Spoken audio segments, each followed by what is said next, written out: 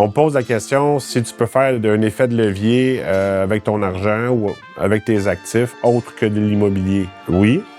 On peut faire des emprunts pour emprunter directement auprès d'un broker. Tu peux demander un prêt levier carrément. Tu peux faire des comptes sur marge. C'est que tu investis de l'argent que tu n'as pas encore, mais tu es responsable de payer les intérêts. Ça arrive souvent. Là. Les gens vont faire du prêt levier juste pour investir. C'est faire un prêt, c'est investir à la bourse.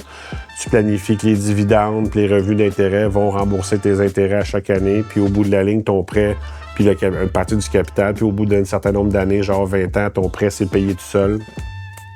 Tu n'as rien eu à payer. Tu t'es créé une richesse, voire plus. Oui, tu peux sans utiliser un immobilier pour le faire. Il faut que tu aies la capacité financière d'emprunter, première des choses. C'est pas pour tout le monde. Il faut vraiment que tu sois un audacieux. Ouais, mais non, je vais faire ça pour me donner des obligations. Non.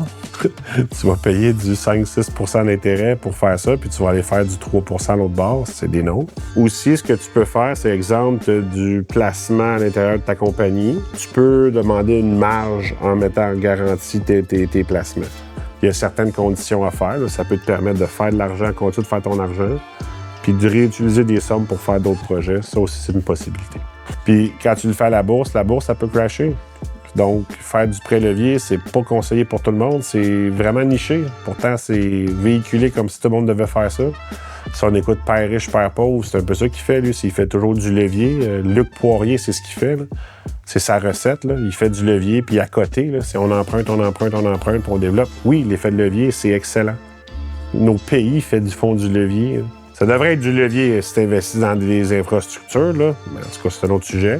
Mais il faut faire attention au pré-levier, puis essayer d'emprunter pour investir. Il faut que tu sois solide puis une tolérance au risque énorme pour être capable, pour faire ça. Faites-les pas parce que vous vous faites convaincre de le faire quand vous savez en dedans de vous que vous êtes une personne plus prudente ou que vous n'avez pas la réelle capacité parce qu'on s'est vu beaucoup, là, où est-ce qu'il y avait des représentants qui faisaient en sorte là, que sur papier, vous vous qualifiez pour faire le pré-levier.